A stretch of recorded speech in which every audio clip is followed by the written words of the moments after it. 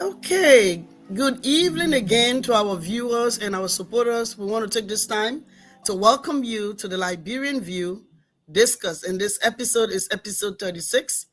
Our topic, again, as last week, is redefining respect in a changing world, balancing traditional authority and modern authenticity across generations.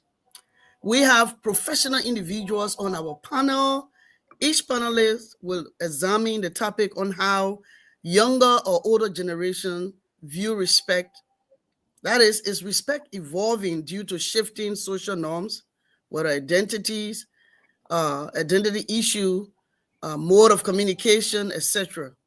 So if you are watching or you intend to watch or you are listening, please join us at www.facebook.com/ the Liberian View or www.youtube.com/ at the Liberian View.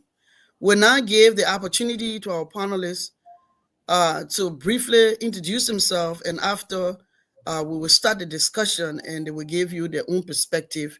Each speaker will have about 8 to 10 minutes to discuss the topic, and we know we have Miss Lindsay Fitkier, who will also just introduce herself. She'll have the opportunity to ask some questions and view questions in the chat, and she will be assisting us today.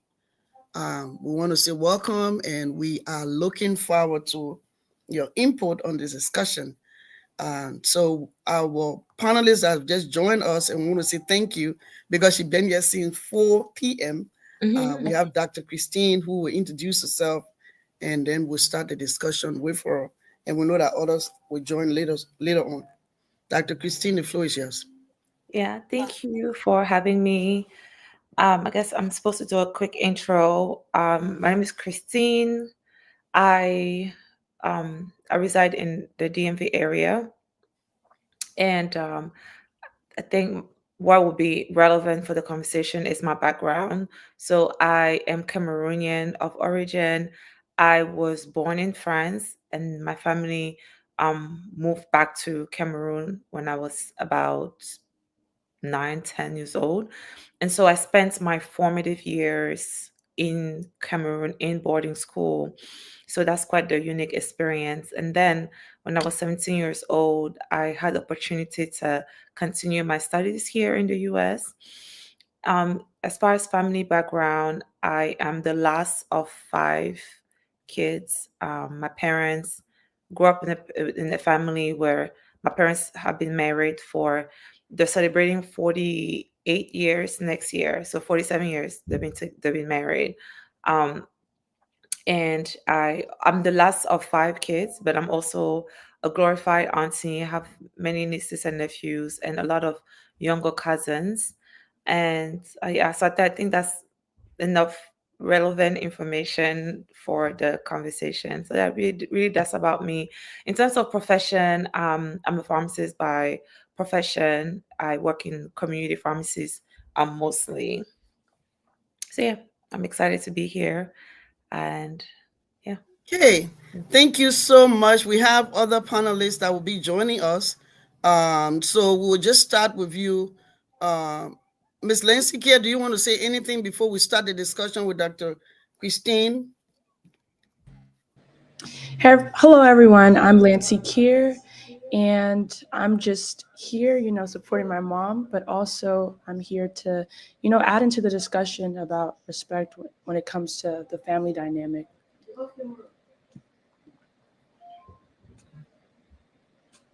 Okay, thank you so much.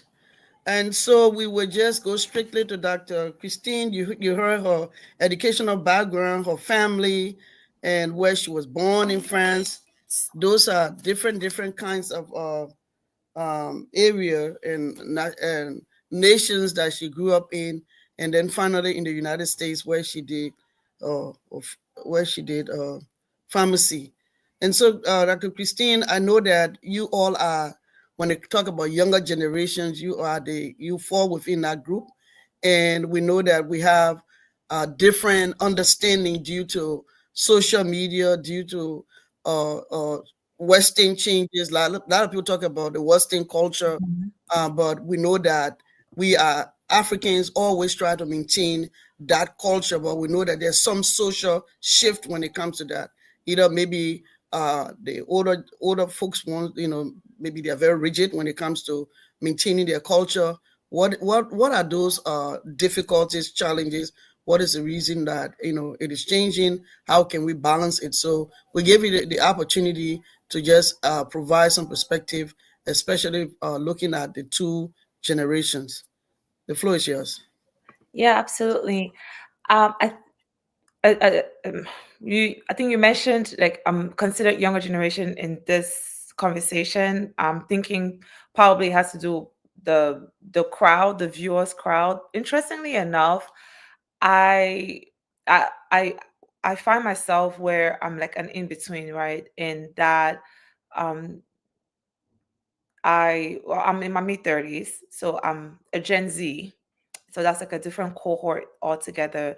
And within the African communities in the US, I think Gen Zs have that there's a split, right? There's the Gen Zs that um had their formative years in Africa and the Gen Zs that had their formative years in the US. And I say that because I think that has a lot to it contributes a lot to how we view respect, how it should be given, how it's received, etc. I had the unique opportunity where my formative years were in Cameroon, in Africa, and then when I came here when I was 17 years old, still kind of influential, but I got to experience like a different side. But then I look at a generation after me, right? And I see that a lot of them, especially in the US, most of them had their formative years in the US. And I think culturally, it does impact how respect is viewed, which is how it's given and how it's taken back. So like my generation is kind of like I said 50-50, and then the generation just before me, more a lot of them grew up in Africa, right? So how they give perceived respect is all different. So I think we have those three unique generations that based on how they grew up, the family dynamics, the backgrounds, the environment, have different views on respect. I think for me, from my experience, growing up in Africa, growing up in boarding school, especially, um, we had to deal with a lot of authoritative figures, right? So the dynamic was very power centered, power control. You're in boarding school, there's authority, you have to adhere to it. It's very strict, the rules, the regulations. You might think of military, right? Type of stuff. So with that, respect was more of something that there wasn't really opportunity to think too much of like, am I going? It wasn't really a choice, right? It's something that was almost like indoctrinated, if you will, which has benefits and the advantages and disadvantages to that, which we can discuss more along this conversation, right? So I think that shapes for me in my experience the respect really had to do with like you see an authoritative figure, there's no questions asked, you're almost demanded to give that respect. It wasn't really a choice. And the respect, I use that word because that's what I thought it was then, but I think a lot of 70% of it was really just fear, not reverence, fear, right? Because there were consequences and they will act on those consequences. So it was more of I'm going to do this for fear of retaliation. So then that begs me as an adult today to ask myself, was that truly respect or was I just doing stuff because I was fearful? I think have now being an auntie and like an older sister to a lot of younger generation that grew up here, I admire the boldness of like asking questions and like not always just doing stuff because I told you so.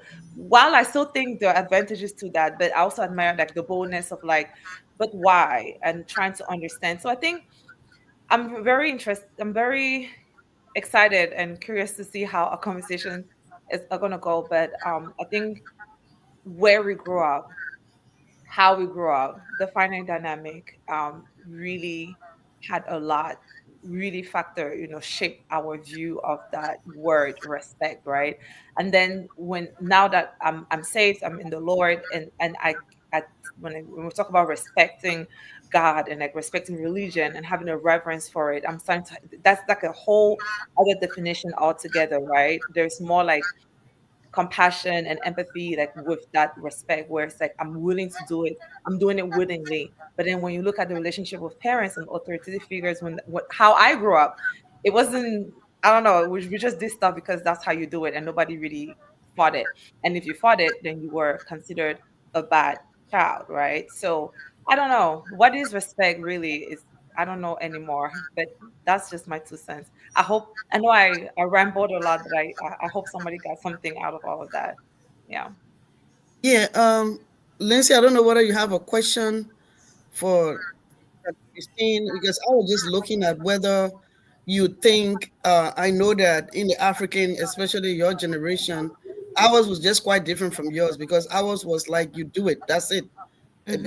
you do it because I said so. At least your generation have a little freedom, and then this generation is quite different.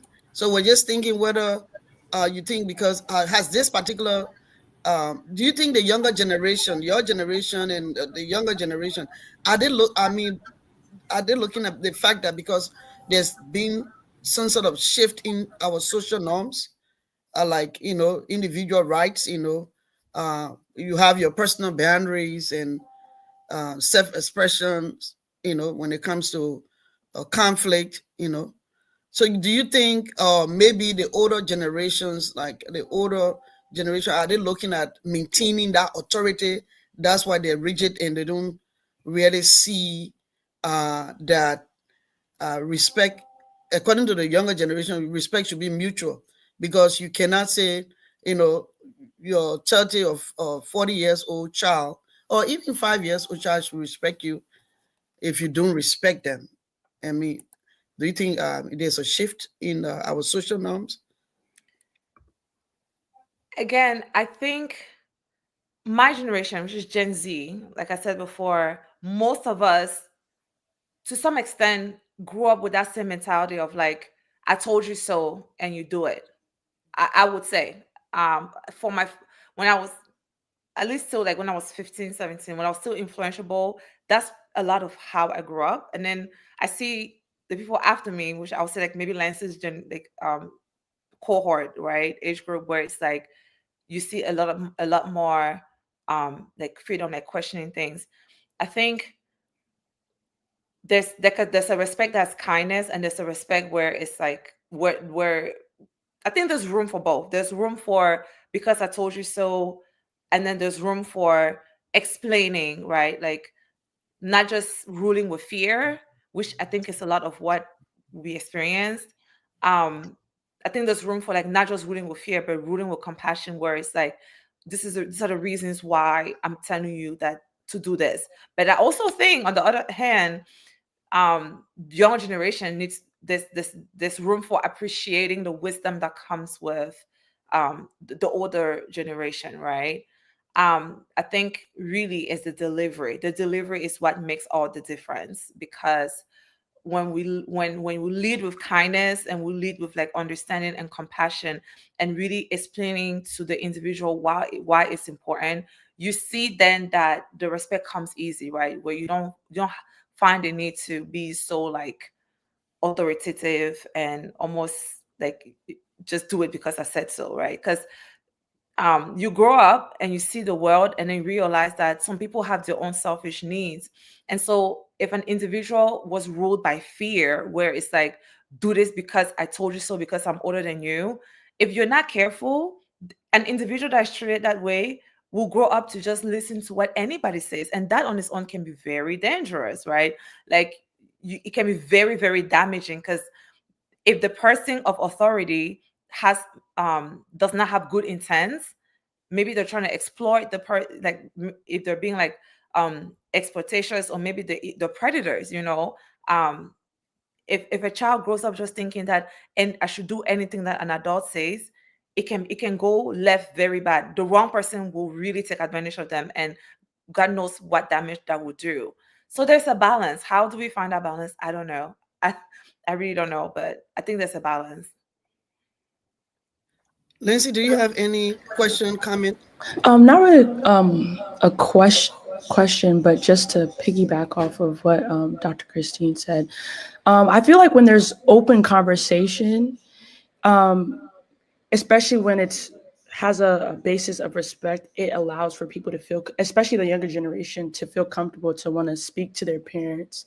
Um, I feel like when the just because you're in that position of authority, sometimes it can be challenging for the younger generation to feel like comfortable speaking out and talking to their parents because, like Dr. Christine said, it's always "I told you so" sometimes, and it can be a lot. But if you have that open conversation with your child, you're able to um, really set the basis of respect, but also allow them to express themselves and it not come off as being disrespectful. Because a lot of times when we're expressing ourselves, it can be seen as disrespectful. So, like Christine said, like the delivery is where it's really at. There's a question. Do you think that the older generation has a communication style? Is that a problem with the communication style? Are you talking to me? Yeah. Um, yeah, sometimes. Okay, so growing up, at least for me, sometimes it can come off as harsh. It's kind of like, oh, that's the way I talk. But I feel like the delivery, if it's a little more like not laid back in a sense, but coming with from a place of like love, sometimes it can come off very harsh, especially like in like an African household, it can come off very harsh. So I feel like sometimes with the delivery of how things are said, it can sway the whole conversation. Okay, thank you so much. So we just saw our ambassador, the youth ambassador for the Union Librarian Association, Mr. Vani Blama is on. We'll give you the opportunity to introduce yourself and just give us quickly your perspective on the discussion. You're welcome. Hi, thank you all. Yes, I apologize for my lateness. Been running around. I don't know if you can see the beads of sweat on my head, but that's the proof enough. So thank you all for having me. Very humbled and honored as always. Thank you, Ms. Kier, for the opportunity. My name is Varni Blama. I'm a Liberian American. I'm the youth ambassador for EULA, and I run a nonprofit called Eat Seed. We funded schools. We've started agricultural education. Aside from my work in the private sector, where I run Africa's first Web3 ticketing platform mixed with digital collectibles. We've worked with some of the largest African artists, most notable Tenny. We've had some work with Loj, ongoing relationships with some big African artists as well. These are some of the things I do in the private sector and in philanthropy. And again, I'm just a massive advocate for the youth and youth inclusion. I believe that young people, when given the chance to speak, often have the most novel ideas. And if we're talking in an African setting, Africa is the youngest continent. Therefore, the youth need to be given a seat of power. Right? Thank you. Thank you so much. So we will give you the opportunity to settle in so that you can prepare to give us, your perspective on the discussion, balancing, traditional authority and modern authenticity across generation. What do you think, especially when it comes to your generation? What is the view, the perspective when it comes to respect? Has respect shifted? Are they rigid, or maybe the older generation wants to hold on authority? You heard Ms. Kier and Dr. Christine talk about, the way the communication style also impact respect, the mode of respect, and what the younger generation, because Christine, as myself and Mr. Felix Wilson, our time was, so I said so, so you do it.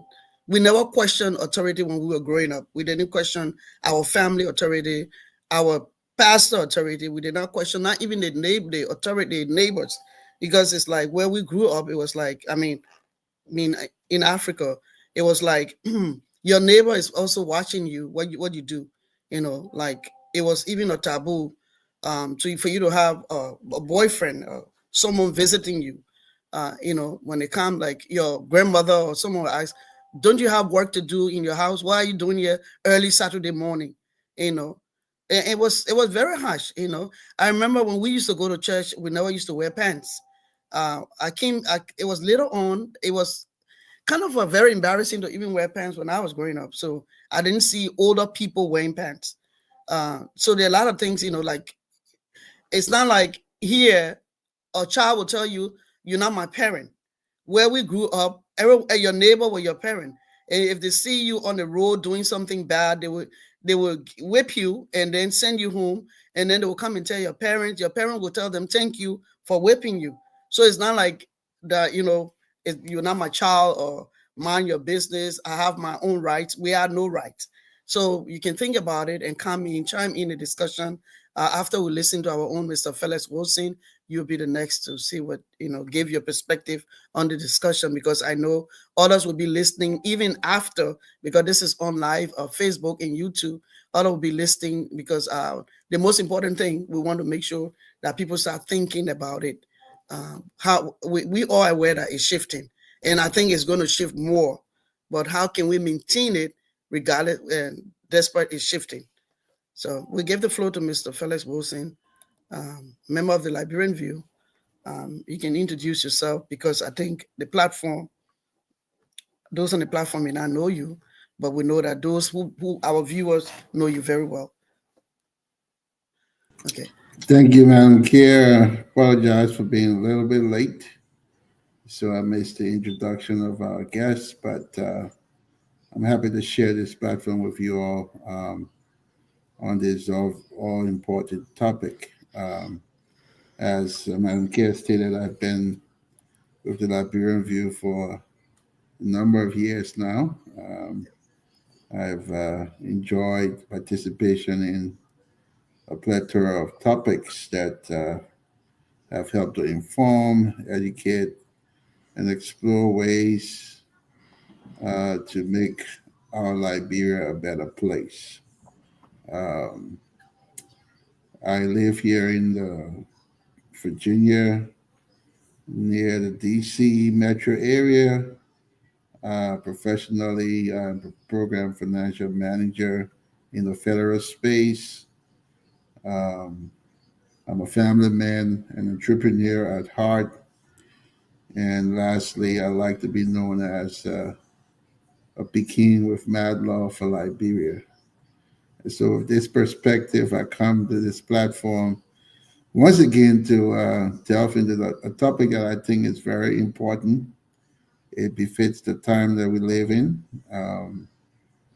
And I listened to our guest and Lindsay talk about this topic, and it brought to mind some things that I hadn't considered in the past. But my perspective when it comes to respect across generations is very much ingrained in my upbringing and what I've experienced to date.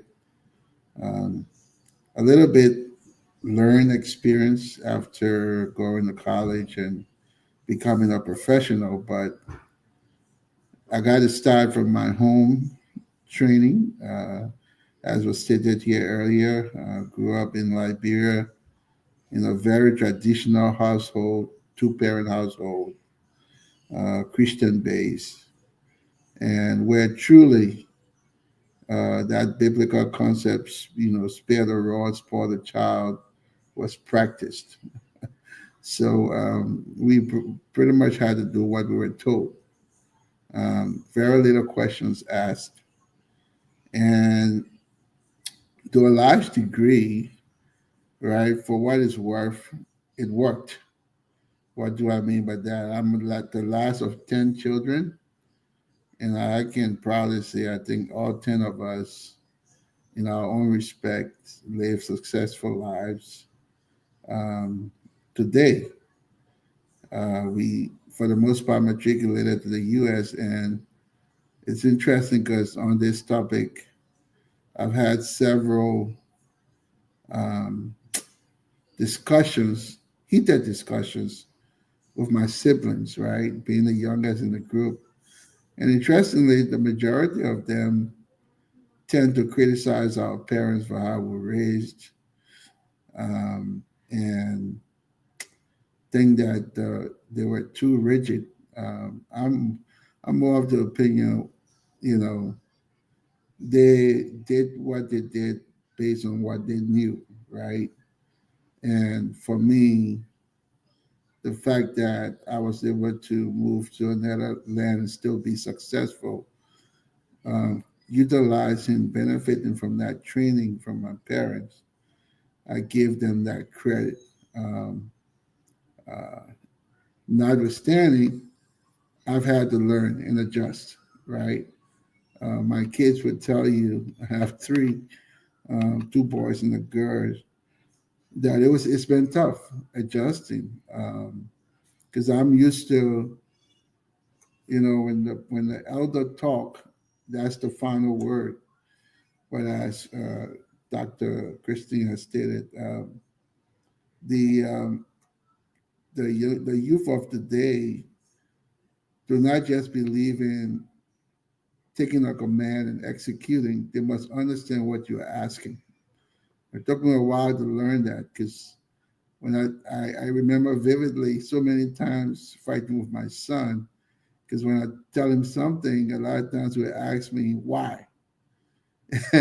And African says, I always went back to, man, I couldn't imagine asking my mother or my dad why, right? What would happen to me? It took me a while to adjust.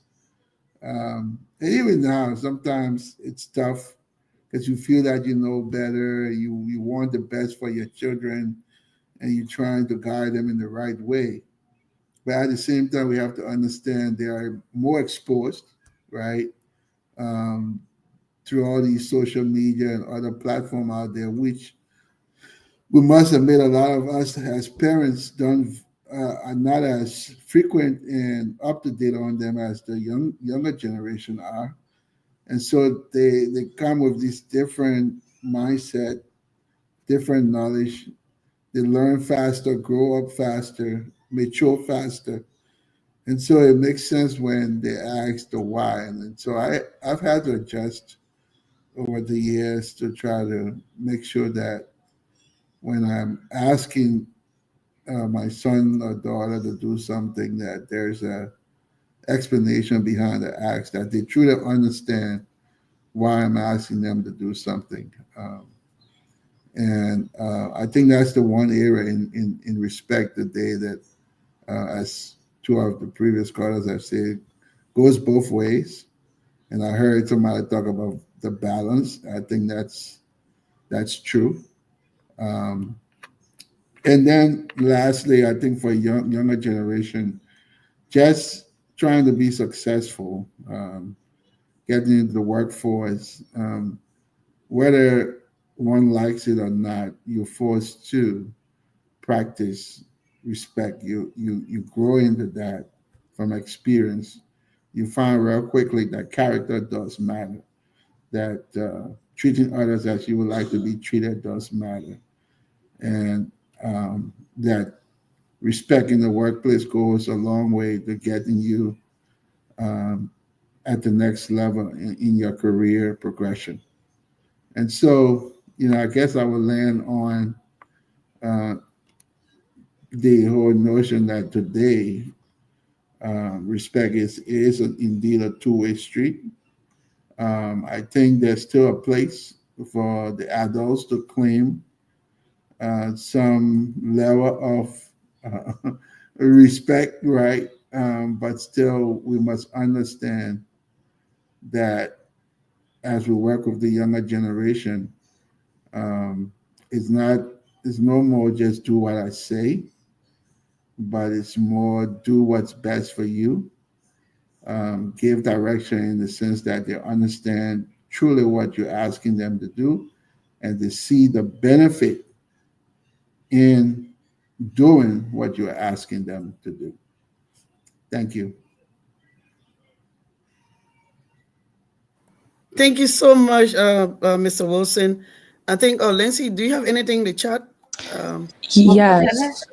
the viewer Some told. Yeah, someone shared, they said, I believe respect has shifted due to the many rights that is given to everyone here in this country, the US. I don't know if anyone has anything to add to that. And Yeah, that is said by Dr. Vera Talbot. She should have joined, but she's on the chat and giving her input. yeah. I think I wanted to thank you, Mr. Wilson, for that elaborate explanation. I think, and I'm going to get to that remark that was put in the chat. One thing that we need to consider with how we were brought up, and I keep going back to it because I think it highlights why we think the way we think, the way we grow up. So, like I said, we have Gen X, which is most of our parents, right? And then we have the millennials, which is us that were born like between 1986 and mid 90s, right? And then you have the mid 90s till whatever the Gen X, right?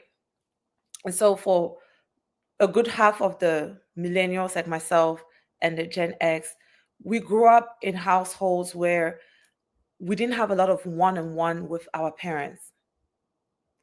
If you think about it, we grew up a bunch of kids. You grew up with your cousins. A lot of us, well, I think my generation is the last where our parents were in polygamous relationships. But a lot of you folks, I'm sure, Mr. Wilson, and to Lucy, like your parents were polygamous, most of your parents were polygamous. So there were a lot of children in the house, a lot of cousins, and then people like us went to boarding school. So it's just a bunch of kids at once, right? So we didn't have, so our parents didn't have to suffer the the pain of having your child 24/7.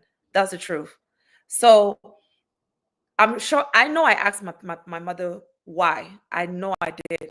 But it wasn't a pain to her because I would spend 3 months with my parents in a year. That's the truth. Because I'll be in school, I'll be with cousins.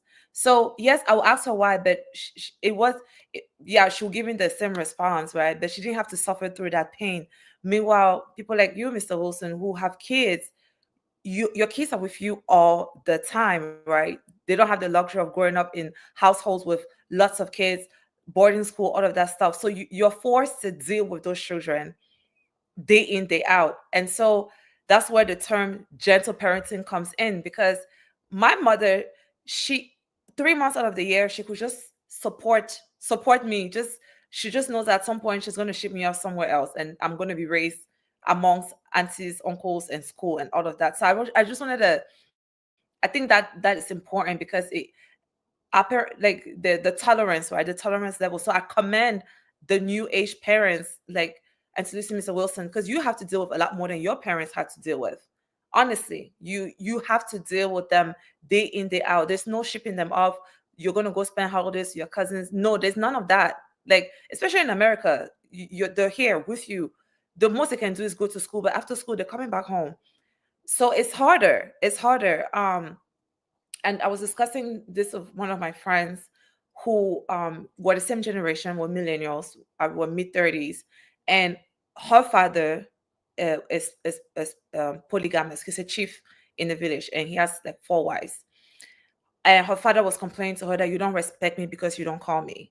And she told her that when I was younger in the house, I used to spend, I used to see you twice a month. So how do you expect me now to call you every day? That's not how we grew up, right? And then her dad told her that, you know what? In her dad's time, which her dad is about 80 years old, her grandfather only saw his children maybe like once in 3 months. And so you can see how, so according to her dad, him seeing his children twice a month was doing a lot, right? So he didn't understand that I gave you everything I could. How don't you respect me? And my friend was had to tell her that that's not how we grew up. I grew up seeing you twice a year, twice a month. So you cannot expect me to all of a sudden I'm talking to you every day because you're in your old age. Why that's important is because again, our experiences and our parents' experiences, they also got the treatment of like, don't ask me questions, right?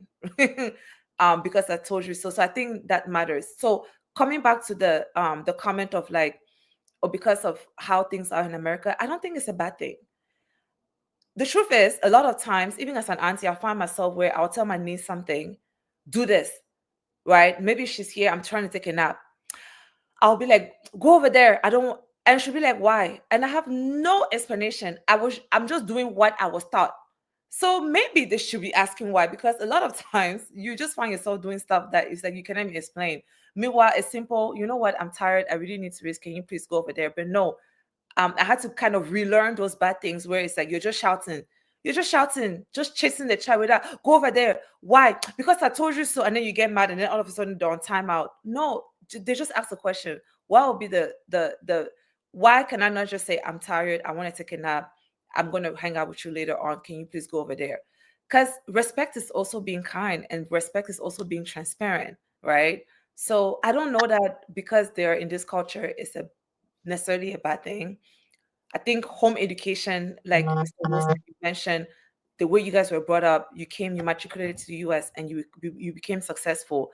It had a lot to do with like the home education, right? So if the home education part is locked in and the respect is more compassionate and the respect is more open, transparent, and patient, because Mr. Wilson and Lucy, like you have to deal with your kids every day, but your parents didn't have to deal with you every day. I spent 3 months out of a year with my parents growing up. So I don't know if that helps with some perspective, but I thought that was Mhm. important to kind of lay out as we talk about what is respect and how is it changing. Thank you so much, Dr. Christine. So we'll just go quickly before when Dr. Edwin Loy introduce himself. We'll go back to our own EULA ambassador to chime in, and then from there, maybe we'll have some questions for him, and then we'll give the opportunity to Dr. Loy to also just introduce himself to this platform, especially because he's a member of the Liberian View and he's known. But for the purpose of the discussion and the platform, we're giving the opportunity to just introduce himself and then chime in. Mr. Blama, the floor is yours, and thank you. Yes, thank you. And yeah, I'll just add this is a great conversation. I love everything that was brought up. I will have to go quickly after the question section. But again, thank you for your time, and this is incredibly valuable for me. So, what I have to add to this, and what I was thinking while everyone was speaking about respect being a two-way street, I was thinking in my own life. I haven't gotten to the point where I've had kids as of yet. God willing, soon, but not too soon. Um, but when I see parents raise their kids, one thing I've always noticed is kids are really a mirror to the parents, right? I'm sure everybody says heard, oh, you're just like your dad, you're just like your mom, in this way, this way. It's because we really take traits from our parents. And if, as a parent, you feel like your kids are disrespectful, it's something that they're mirroring from you that you don't really like. Because at the end of the day, your kids are your sponge. You've raised them. If you feel like they're not respecting you, there's something internal that's happening. And I believe in African culture, reconciliation and self reflection isn't really taught, especially amongst the older generation. A lot of Africans come with a lot of trauma, and then they subject their children to that same way, and they hold them to this standard of their parents held them and their parents held them, when ultimately a lot of this trauma was subjected onto Africans not coming from us. We've had years of colonialism, slavery, all of this stuff. We don't talk about how this impacts the household, the familial structure day to day. This is something extremely detrimental to the fabric of the African household. We don't talk about that. It's always respect. We believe that respect is something that is upheld with an iron fist, with corporal punishment. That's not the case. I invite parents to start to reflect on their own behaviors and their own traumas, and then ask yourself, if my kid is disrespecting me, or am I projecting some of my trauma response onto my kid, right? I think as Africans, we have to be a lot more holistic in the way that we think about respect. It for sure, I do believe that there is a time and place for corporal punishment, and a parent should be able to discipline their kid. But this is with the added self-reflection and, in general, just self-awareness as well. I don't know if that makes sense. Yeah, I think it makes a lot of sense, and we ask others will chime into what you said. But I was just wondering, do you think the older generation where we want to maintain that tradition, or you think it's trauma?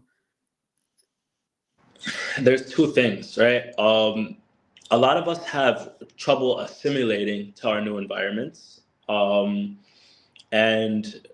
I think tradition, right? Respect is a lot of our parents are used to being revered, revering the parents. We have this culture, especially in Liberia, where because you're older, you are given the opportunity to speak. But old and wise aren't a direct relationship, right? That's always been my thing. I've always been a challenger of authority. It's gotten me in a lot of trouble in my life, but I've always noticed just because you're old, when did that mean you were wise? As Liberians, we tend to put our older people on a pedestal, and it's because what we've learned, what we've trained to do. Respect is something again that's earned, and I believe that children, the young people, are mirrors. Children can only show you respect if you have your internal respect, and then if you really respect yourself, you emulate respect. If you love yourself fully, you emulate love. There are certain responses that wouldn't be natural to you because that's not you. You get that? So I think it's a two-way street where we want to be revered, we want to be held up high, held up on a standard, just as we did to our parents, our forefathers. But at the same time, when we're asked questions, when we have children with an inquisitive nature, when a rebellious nature, we feel like that's a slight on ourselves. So we take that a bit personally as well. Yeah, I So think some. Yeah, sorry. yeah, Go ahead. Go ahead. yeah, I was just wrapping up. So this is something that we need to look into. Thank you. Yeah, and someone was just looking at communication style.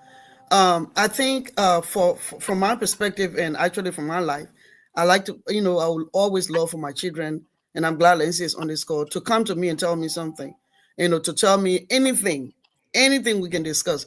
But sometimes like your tone, like do you think also the tone, like if the manner in which you ask your mom, like why? So to me, it depends on how, as much as we came from a tradition. To me, from my perspective, and I'm talking to you as Lucy Wilson here, my upbringing made me who I am today, added to who I am. The discipline that was given to me. If I have to do it again, I would do it the same way. Because my parents were not brutal, they were not abusive. They loved me in a Christian way, and they brought me up. And I know that I need to respect them. No one needed to tell me to respect my mom, Hmm. because when you love someone, you respect them. No one would tell me your tone, because if you have your an elder, someone in authority, there's a way in which you would talk casually to your peer than someone in authority or your uncle or someone older than you. So to me, if younger people, like I can tell my kids, my children in my home, you have to also be very cautious of your tone to your parent or your tone to someone that is older, because we know even though respect should be two-way street, it should be balanced. But then if you the way you some younger people would talk to their parents, very casual, and thinking that, oh, your parents are your friends, or you can tell them that, okay, for instance, oh, I'm talking. So if you tell your parent I'm talking, that's not like respect. you know you can't tell. There's certain way you would talk to your parents or someone older, like giving an opportunity, I'm talking. So we have to also look at that style, because the Liberian view, we're here to also look at the pros and the cons of the discussion. How can we balance the discussion? How can we balance respect? you know we the older generation, if I look back, I am grateful to my parents, my dad, my aunt, and everyone in the neighborhood that put a hand around me to make me who I am today. I don't have no regrets. So to me, I think respect also, you have to look at the style of communication. Maybe we're used to the formal kind of thing, because there's a better way you can talk to your parents, and they will give you the respect that you need. because you said respect is earned. Yeah, we want to earn your respect, but then also we're not going to lose our tradition and to say we're going to forget about it. No, but we want to maintain it. But there's a way in which you will communicate to us, with us, and you will get the results. So we have to look at it, what you need to say, and what how can you change the communication style. If you want to chime in, you can do that. After that, we'll give the floor to our own Reverend Dr. Lloyd. Go ahead. Do you have any, Mr. our youth ambassador, you have any, you want to Uh, add anything? yeah, I agree. It's interesting. So I was born and raised in the U.S. and I have African parents. So I always felt this dichotomy between being American, being Liberian. I was bullied in school for being African, and then when I go back to Africa, I'm told I'm American. There's just this a lot of clashing with identities in this way. I'm sure a lot of people on this panel can kind of sympathize with that. What I will say is there is a way that you keep respect in your household without losing, the love and care and tenderness of your children. And it is a hard street. In America here, a lot of us go to school and our friends, they have all this freedom and their parents are just loose with them. They let them run around everything. I grew up in Brooklyn, New York. My friends were doing all types of XYZ and they try to bring me, and my mom, she won't let me sleep over. And this is hard, especially when you have young kids, because they'll compare themselves to their peers. And when you compare yourself to your peers and you see this barrier, you see this unfairness, then you start to lash out on your parents as well.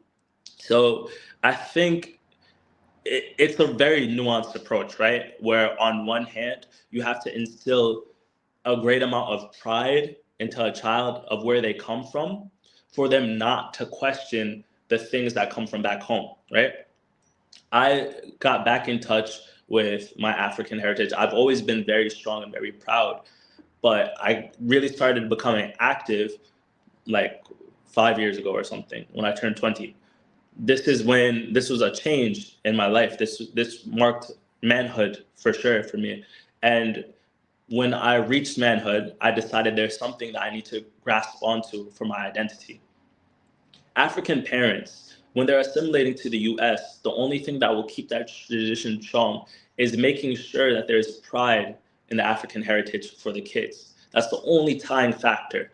Otherwise, you're raising an American kid under Africa's strict rules and regulations, and they'll compare with their American friends and they'll say it's unfair. When you raise an African kid in America, that's when the respect comes. So it's very much on the parents, and this is a job, right? You must be diligent in this task. You make sure that you instill pride in your heritage as a kid. You instill pride in where you come from, and make sure there's that connection. I think without that piece, then you won't be able to raise a kid as an African in the U.S. Right? That's my point. Okay, thank you. I really want you to stay on so that you can listen to Reverend Dr. Lloyd. Anyone else wants to chime in or ask a question? Sorry, I must go. I'm running. I'm traveling a bit. So, Okay. but I really wish I could say I'm gonna watch the rest of the stream, and really again humbled and honored to be here. Such bright minds, and I wish I could listen to everybody again. But please invite me back, and I'll make sure I have the time. Okay, thank you.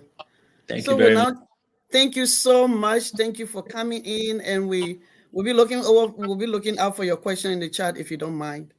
It sounds good. Thank you. Okay, so we'll turn over to our own Reverend Dr. Edwin Lloyd. The floor is yours, sir. Yeah, hello, Madam Kia, and those on the panelists. I'm happy to join you all. Reverend Lloyd, the pastor, church here in Beltsville, Maryland, and I'm involved in other activities, but I consider my work for the church more paramount and important. I'm just happy to join this conversation and to throw light from my perspective on this issue of respect or transgenerational respect on that issue. Um, and just to quickly chime in on the last conversation prior to me coming on concerning the issue with uh, the cultural clash between parents who raise children here in the United States. And like the young gentleman rightly said, they are growing up in a different society, and then with the pressure of perpetuating the African tradition. But one thing I want to say here is that uh, African children or second generation of Africans in America must understand that they are not Americans, from African descent only. They are Africans living in America. That's the difference.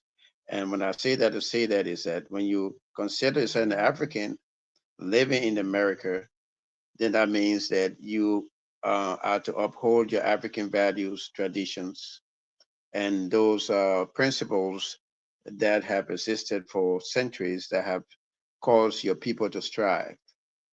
And one example I want to give you as that relate to that is that look at the Jewish kids, look at the Chinese kids, look at the Indian kids and other nationalities that uphold their traditional values. Look at the impact their kids or offspring make in society.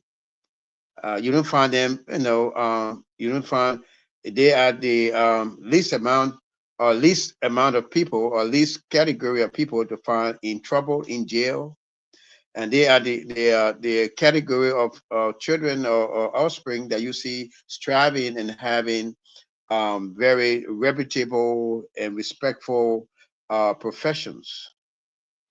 And so, because what they stick to their values, they know that they are what living in America, but they doesn't mean that you have to adapt the American culture or the American way of life when you know very well that it's not good for you because you want to assimilate.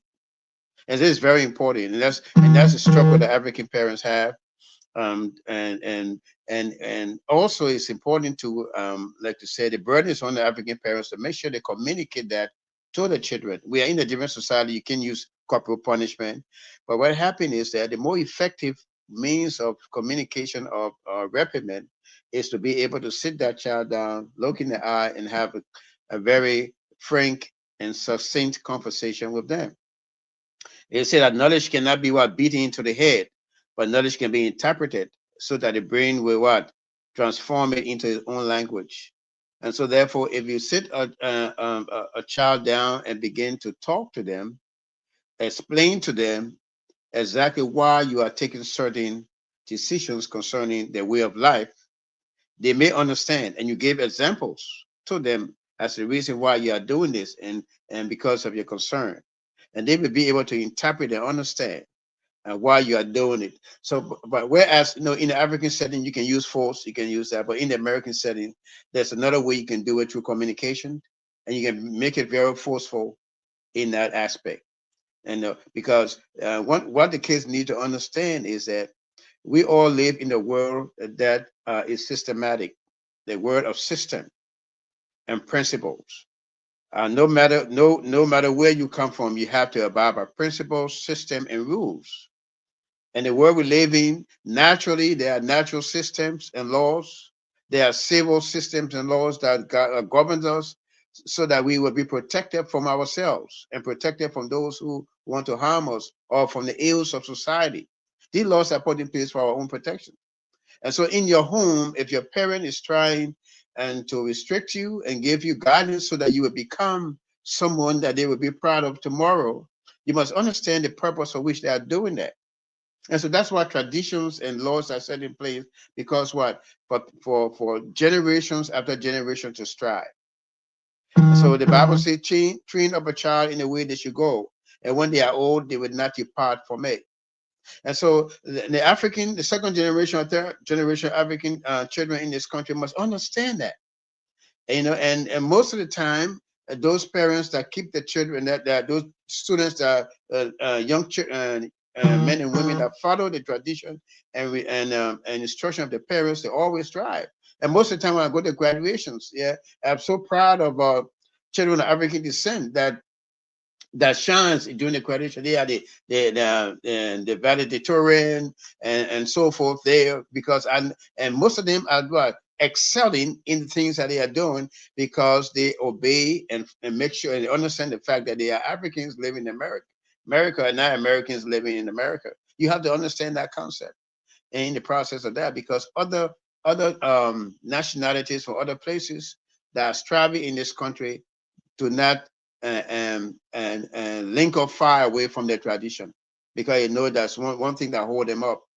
And one thing you have to understand, young people have to understand here, is that respect is a duty and a responsibility for a young child. You cannot be your parent. You cannot be your parent. You always will be a child to your parent. And there are laws and regulations, there are spiritual laws and regulations that governs that relationship, whether you see it or not, because you are held accountable. If you break those spiritual laws and regulations, you face the consequences for it. So you may feel that you want to assimilate into society, you want to be big and bad, you want to do this, but you can disrespect your parent right there. Nothing may happen to you. But down the road, there are spiritual laws that you will have to pay the price for because of what you did to your parents. It's very important that you get to understand that. There are laws that govern or that we do not that are not aware of that are ingrained in the system naturally and unnaturally. And so therefore you have to be conscious of that. And these are the things we need to communicate and teach our children these things. Because if we do not do that, we do not guard them appropriately, then they go astray and they feel that they have the right to do everything. Freedom is good, freedom of speech is good, and freedom of expression is good. But freedom of expression that has no control becomes dangerous. Even freedom with all control becomes anarchy and dangerous. So we have to understand there should be a line of demarcation that is drawn by the child to understand, look, I cannot cross the line. There may be an argument or contention. Oh, the older person or my parent is not showing has a characteristic that is not respectful, or my parent or the older person does not deserve respect. No, do not say that because you should, as a child, just know that respect is a duty and it's a responsibility, regardless of who that you encounter. Your parents is not showing that respect or not living the life that is respectful. It is not your place to disrespect them because of that. It is your place to show them respect with no matter what. If you have to communicate with them, there's a way to communicate your disagreement with them. But you don't be obstinate and blunt in your expression with them and say, no, I cannot do this. I will not do that. No, don't. I want to advise you not to do that. Coming as a religious leader, come from a spiritual perspective, it is not advisable that you do that. Although at that stage you may not fear any reprimand, your parents may not be able to discipline you because they may not have the ability to do it, and you feel that so that you can ride over them. But there are other laws that you have to pay the consequence for. Laws that controls the universe and the system in which we live. And so that's why the Bible says, train up a child in the way they should go. That's what And when happened. they are old, they will not depart from it. And you Huh? always benefit from being respectful. You always benefit from being respectful. You always will feel benefit from that, no matter what happened. So I just want to say to the young folks, always show respect to the older person or to your parent, regardless of who they are or what they have done. It is your duty and your responsibility for your own betterment and your own good. And I will stop there. Okay, thank you so much, Dr. Lloyd. And so we ask Dr. Christine if you can chime in. You have any Yeah. question or maybe something that you No, want to say? yeah, absolutely. Thank you so much, Reverend. It's an honor, always an honor to be with men of God, special leaders that guide us. So I just want to honor you in this moment. I don't know you personally, but I just want to honor you in this moment and thank you for joining, especially on Sunday. I'm sure you had a full day of service and you still took the time to come here. So honor you, sir. Thank you very much for your service to the community and to the Lord. Um, I think yeah I think you mentioned something that was very very important. Like yes, I can't quote it the way you said it, but something about you cannot beat wisdom into a child. You know, you have to communicate it so that they can form their own language. I'm not, I'm misquoting it, but I love that. That was very powerful because there's understanding, right? Like um even there's the reason why there are books. There's a reason why there's different languages, there's interpretation so that we can learn. We cannot just learn by just being told. We learn by explanations, by um examples and stuff like that. So I really love that you mentioned that. So I think that's very, very important. I would say a mistake that personally I've seen like my parents, right, do, like older generations do, is mistake respect for do it because I want you to do it. And I say that because there's a difference between, because respect is also truthful. You know, there's respect is truthful and respect is kind. There needs to be honesty and there needs to be truth and there needs to be kindness. There's a difference between um I want to drink from this cup because I like this cup, and then if somebody says no, if they have a difference of opinion, it doesn't now mean that they're being disrespectful, right? It means that they have a difference of opinion. So I think sometimes the mistake I've seen with older generation is because somebody does not do something exactly the way you want to do it, does that now mean that they're being disrespectful? Or is there pride in the fact that you're not doing what I want you to do?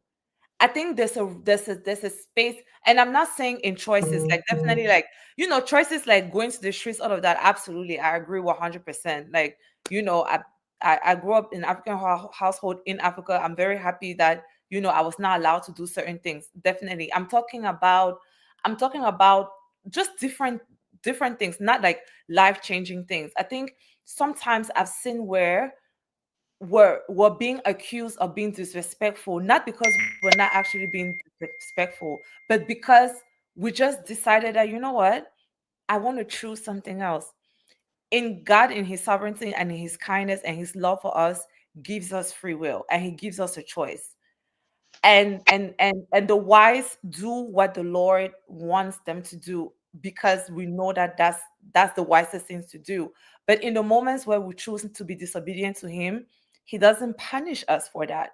We suffer the consequences of our sin. So I think in that same light, there's room, I think, for our older African parents, older generation, to say that, I have done my part, I have taught you well.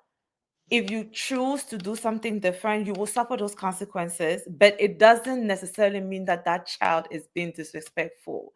I think that's something. I think there's a fine line between, are we saying that, for example, this is a perfect example. I want you to go to school and study engineering. If that child decides that they want to do modeling, they're going to say they're disrespectful because they did not do what the parent wanted them to do. Are they being disrespectful or are they just having a different opinion? There needs to be room for, as a parent, I've done what I can. And then as a child, I'm trusting that I have given you the tools to survive, even if you don't want to obey my counsel. I think maybe there's like a little bit of like, okay, they're being disobedient to your counsel in that moment, but does that mean that they're being disrespectful? No. I agree with you, Auntie Lucy, in the sense that, like, just because I have a different opinion, there is no place in heaven or earth where I can raise my voice to my parent. No, that is disrespectful, right? Like, again, respect is kind.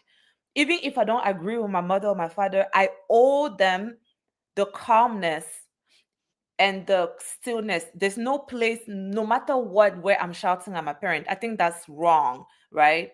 So I think there's a difference there. And then another mistake too that I have seen the older generation do is, because a child does not want to do what you want, now you come, now they use extreme force, right, to correct the behavior. I don't agree with that. I think that instills fear. And then fear is, it's just never, fear is not respect, fear is fear. And then number two, I have seen where instead of reasoning with a child, instead of teaching them or even like trying to understand, well, all your life I have taught you right and wrong. Why is it that in this moment you're behaving, there's a shift in character? I feel like every time there's a shift in character, there should be a question of like, what happened? Having conversation. It's a child, it's not a slave at the end of the day, right? So like, conversation, instead of having conversation, I've seen where people use extreme force. People misquote certain Bible references to now come and make it like you're going to go to hell. Like, something, I feel like sometimes that is damaging and is cruel. And I've seen where, even in my own personal life, where I had a disagreement with, this is a personal experience. I had a disagreement with my father one time, and and it was, I don't remember exactly what it was, but I remember in that moment he decided to say, well, the Bible says that you have to respect your father and mother, yes. And then he further on said that the Bible also says that if a parent curses a child, the curse will remain, and then began to now use harsh language on me just as a punishment for me not respecting my father and mother. And then I was like, Go ahead. We're not hearing you. Okay. oh, sorry, my internet has been messing up. Psychologically, it had an impact on me because I started viewing God as like, oh God, you're not a God of justice, right? Because how is it that because I'm having a disagreement, this person is allowed to curse me? And then I grew up understanding that that's a misinterpretation of that Bible verse. So I feel like, again, like I said earlier, balance is what it is. Balance is what it is. There needs to be balance, and I don't force. I don't agree with that under any circumstance whatsoever, right? Because you have these children. For example, there's a case of a fourth grader that just hung a second grader at in school. It's a fourth grader. Where did they learn to use extreme force? Wow. At home. At home. There's no movie, I don't care what anybody says, there's no movie you cannot, like, there's no movie you watch where there's extreme force. That, and even so, there's parental control. So I'm like, there are consequences. Some of these kids that come up to school and they're bullies, beating people to death, bringing guns. What did they learn? They learn from their parents that if you don't agree with me, I'm going to use force. And so they take it to school and use force on their peers. So I think there is balance. But yeah, but thank you. I love that quote that you said earlier, and I'm going to like sit on it for some time. But yeah, that's my opinion. Thank you so much. Thank you. So I don't know whether Lindsay, you have a question, you want to chime in, you have anything to say before we go to Mr. Wilson. No, I was really enjoying where the conversation was going. It just made me also think about like um, in the household, especially when there's a shift in behavior that the parent is noticing, like when it comes to why are you not respecting me or why are you not following what I've taught you. Parents as well, I feel like sometimes they also have to understand that the child is a growing person, but then also the parents themselves, this is their, they haven't been parents before. Parents are also parenting themselves. So yes, they learned a lot of things that they've kept with them from their parents, but we also have to understand that we're all human beings and we're all walking this life together. But people, we as individuals, we came on this earth as different at different times. So that's one of the things that came to mind. Thank you so much. Um, I think here, before I give the floor to Mr. Wilson, I think there's a lot of different misunderstanding when it comes to, yeah. If your parents tells you, if you graduated from high school and you're about to go to college, and and you biology, you did chemistry, you want to become a doctor, or and maybe you want to do maybe modeling or music or anything of such, and then your parent, because you did those courses, they expect for you to become a doctor.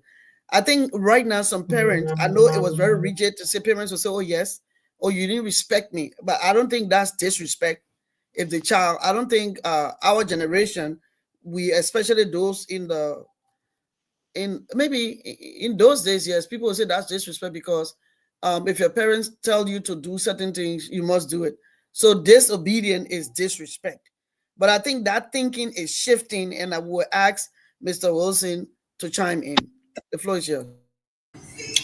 Thank you, Madam Chair. As I want to applaud Reverend Lloyd because he could not have said it any more eloquently um, in terms of explaining this topic. In fact, as he was talking, I it took me back to he came across as one of those old school teachers trying to instill It's true. rules and discipline into his or her students. Um, and then listen to the young man, and then having you come in and give a contrast to that was excellent. And then what it did for me is just Madam Kidd showed me how deep a topic this is, right?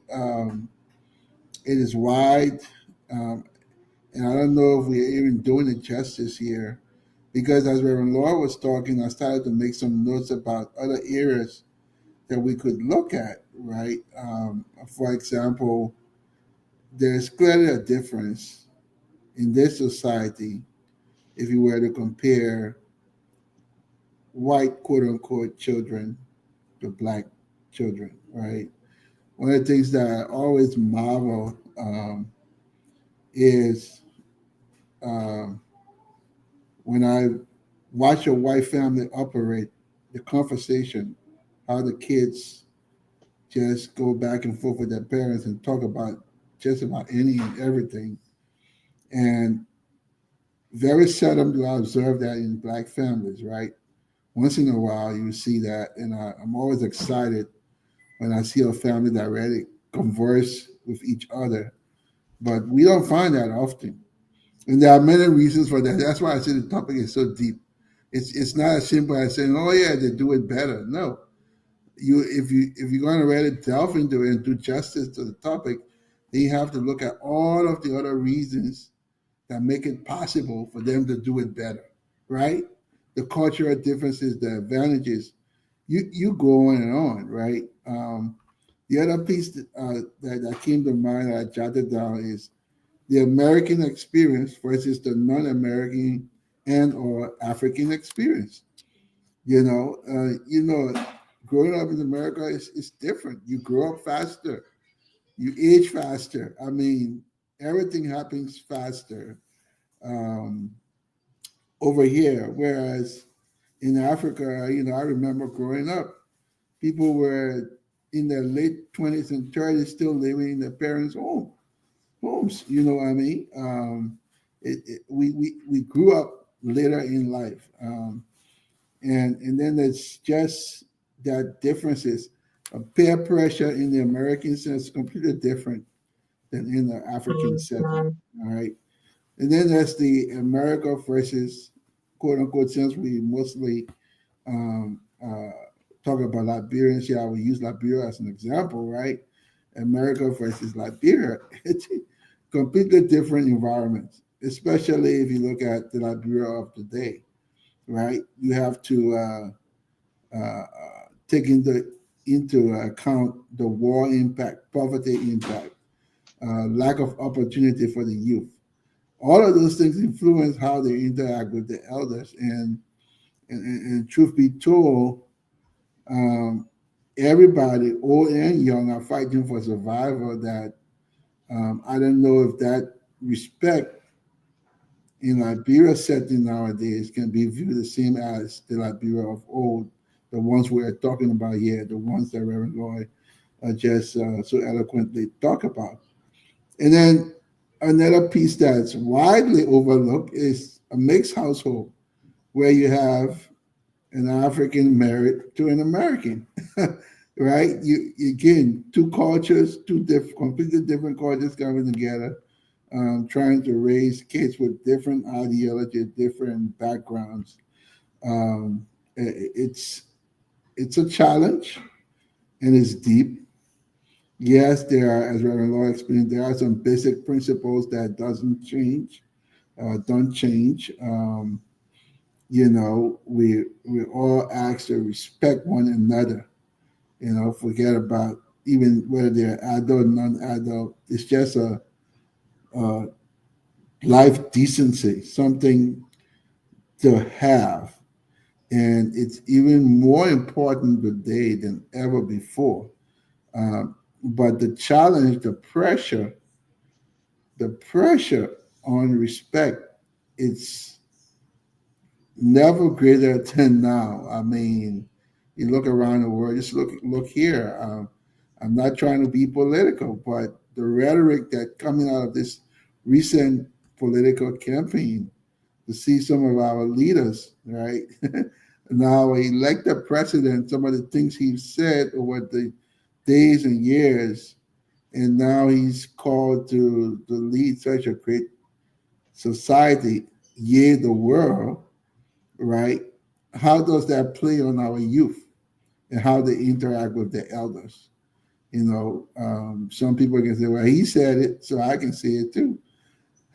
I was just in an environment a few days ago where, a diplomat or a senior person used a foul language in a meeting and hitting the table, and everybody was shocked. And what was his comment? Well, your president say it all the time. So the justification to do that, right? It's becoming widespread and sincerely scary, not just for our young people, for the world at large. So we have a challenge, and I think this topic would not have come at a better time than this. And then lastly, I will land on this as I was reflecting here on my growing up experience. The one thing I would say this culture has improved upon in terms of impacting our African heritage is allowing us to expressly show our love for our kids, right? Most people will admit, growing up, our parents rarely told us they love us, right? But they did it in other ways through their support, through their chastisement, training, whatever, right? You had to have grown older to really learn that and understood the things of the world, to appreciate, right, your parents and learn that they truly did love you, but they did not express that, right?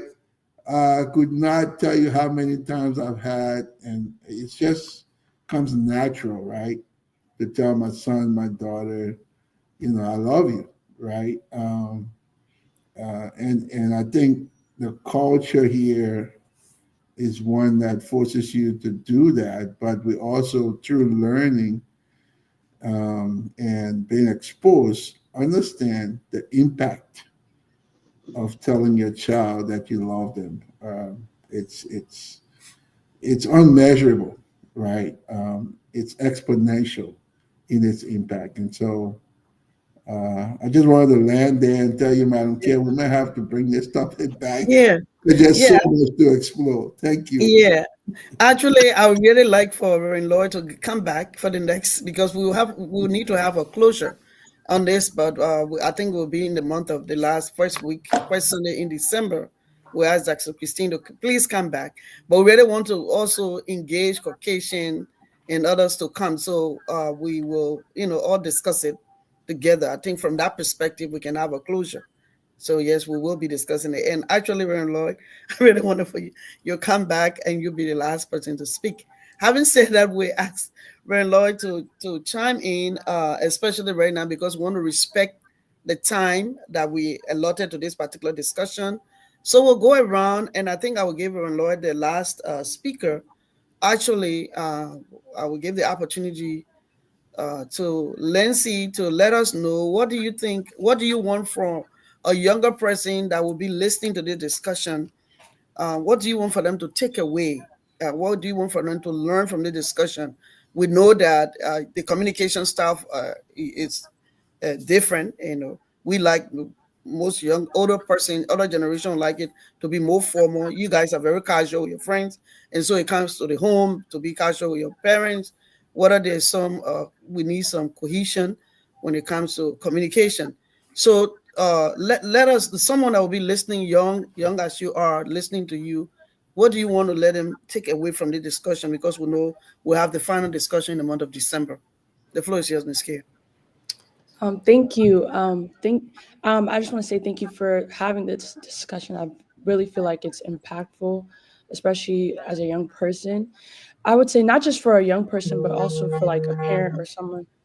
For a parent, I feel like having conversations, just having conversations like this, allows for an open conversation to feel comfortable to express to your parents or vice versa. I feel like, So, sorry, there's a feedback. sorry. On my way, I will pick you up. Don't call me again, God. Using my phone. My GPS. So Come here. having these open conversations will allow us to build upon that relationship, establish that relationship of like respect, but also I just feel like in general this conversation would be impactful for like understanding your youth and understanding your parent together. So Thank you so much. So we'll go to Mr. Felix Wilson. What do you think? I mean, I know we're going to meet the first or second week in December. We'll do that. And we're going to be inviting others, national. We hope that we all can work and our names can be forwarded to me. And we appreciate it. But however, what do you think from now? I mean, this is the second series when it comes to this discussion. What do you think people should take away from this discussion, Mr. Wilson?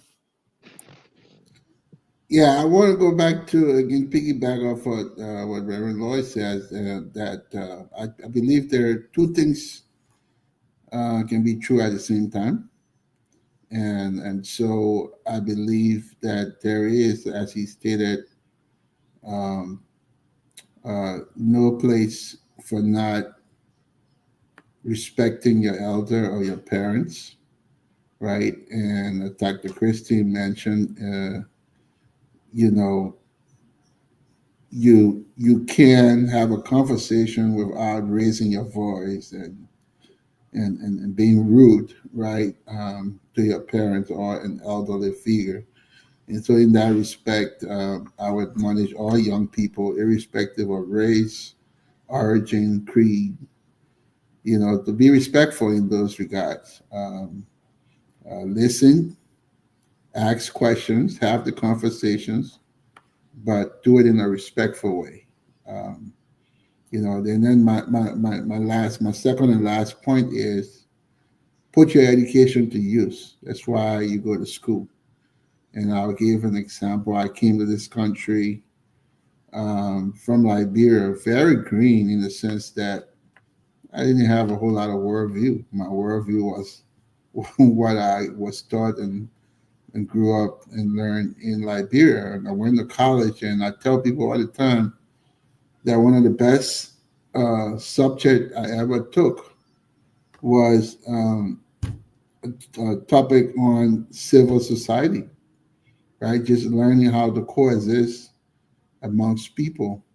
And it was in that lecture setting that I learned how to respect women, right? Remember, we growing up in Africa. What I saw was, hey, the man came home and brought the goods, right? And my mom would cook and set the table and wash the clothes and do all that stuff. And so I had this mindset coming to the States that this is what women does, right? And this is what a man's supposed to do. But I learned through my educational experience that no, we are all equal in some sense, and that we ought to respect one another. And that really opened my eyes to so many other things that have benefited me today. And so I want to land on that and to just admonish everyone out there, especially those of you watching from Liberia, our young people, that there is a place for respect no matter where you are, who you are, or how you grew up. So let's practice it. Thank you. Thank you so much, Mr. Wilson. So we'll go to Dr. Christine and then Reverend Dr. Lloyd. Thank you. I, for anybody watching, I want people to remember, even if we're not sure what respect is, even if forget about respect, well, not forget about it, but everybody is owed being polite, being courteous, and being kind. I think respect is an umbrella that encompasses these fundamental things. Um, Remember being polite, being courteous, being kind. And the second thing, we owe everybody that. No matter how we feel, no matter what day we've had, no matter how somebody made us feel, we owe being polite, being courteous, being kind. 9 times out of 10, if you're being polite, you're being courteous, you're being kind, you will most likely also be respectful. Another thing too is understand that we are everybody's circumstances are different. Our generations are very different, and how we grow up, what we only know what we know. And so a little, again, being kind and being sensitive to the fact that before being angry, right, or before saying that, oh, someone disrespected me, and this is for the younger generation, be sensitive to the fact that the older generation grew up under very different circumstances, and we are in a very privileged time. So take the time, have the conversations with your parents. Mommy, daddy, how did you grow up? Tell me a little bit about yourself. Get to know them so you can have sensitivity for why they act the way they act. And then for the older generation, just we honor the older generation, but we also ask just a little bit more kindness towards us. That way, when you approach us with a little bit more kindness, even if we don't agree, it will be easier to absorb it, right? Because I don't want to love my older generation out of fear.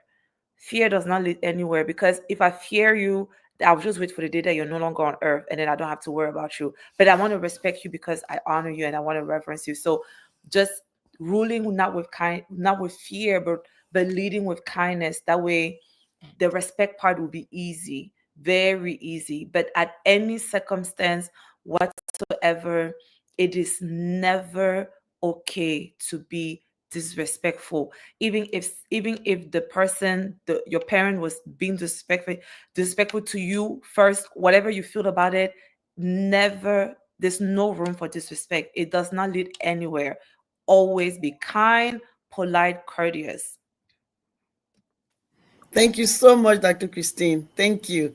And so we'll just move quickly to our own Reverend Dr. Edwin Lloyd for his statement regarding what should someone listening now or listening after should take away from, should learn from this, because this particular platform is for us to discuss and make sure that people learn and there's have some change in behavior. Go ahead, Reverend Lloyd. Thank you, Madam Chair. I just want to start off before I give my final remark, just to say congratulate Lindsay and Dr. Christine for so eloquently uh, uh, partaking in this discussion and giving valuable inputs that I think will be very beneficial to those who are listening, especially the younger generation. We are proud of you all, and just know that as you bring up your children, let them know your heritage, and let them and pick up the good things from your heritage, and make sure that you explain it to them, so that they will be able to use it also to become the kind of person or more than who you are today when they grow up tomorrow. Just want to lastly say, Dr. Christine, for your just for your purpose, I just want to re-quote that uh, um, uh, make that quotation once more. It goes like this: knowledge cannot be beaten into the head, but it must be what explained so that the brain will interpret it into its own language. So that's the comment I made.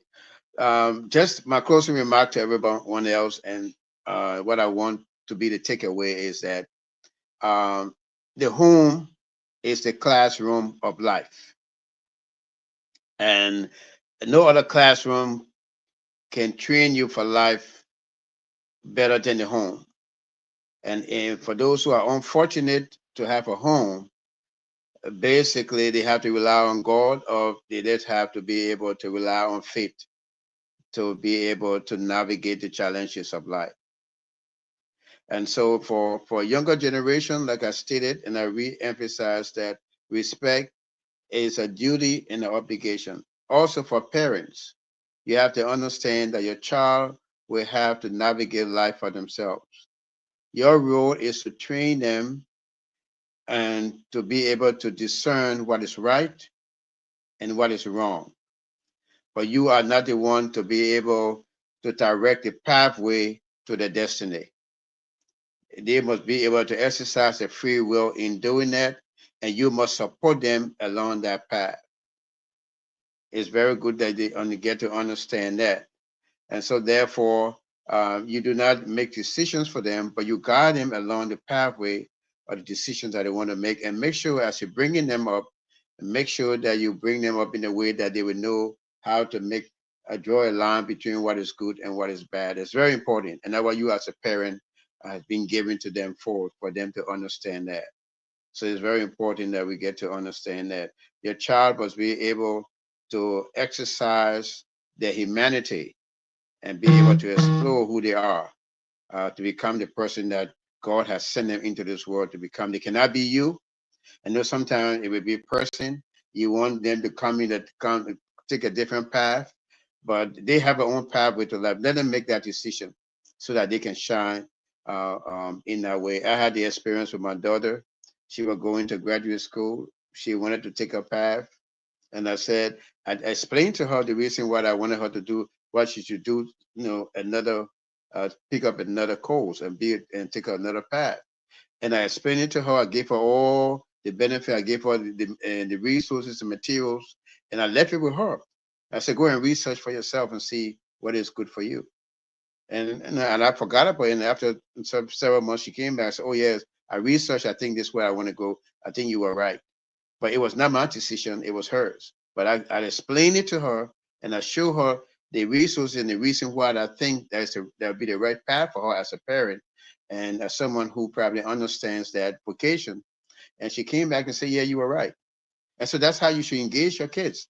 Not forcibly put things upon them, but explain it to them logically and very calm. And like Dr. Christian said, and respect what is kind. So in a kind manner and a very respectful tone, explain to your kids. You must respect your kids. Respect the individuality, respect the ability to be human beings and be able to make mistakes. Respect that, but also make sure that they understand that you are a parent and will give you that respect that you deserve. To be a parent is not to be a ruler. To be a parent is to be a guide. And it's very important that and the parent and child understand these roles, and we can understand these roles. It may be complicated sometimes when we have personal feelings and personal and characteristics that are infused into the way we engage our children and the children engage us. But we must understand that the principles that guide our life and guide our actions should suffice in our interaction with our kids, and let them get to understand that. So communication is the key. That's why I want to leave lastly, communication is the key. And the Sister Christine said, kind communication is the way that we should go as parents and as children.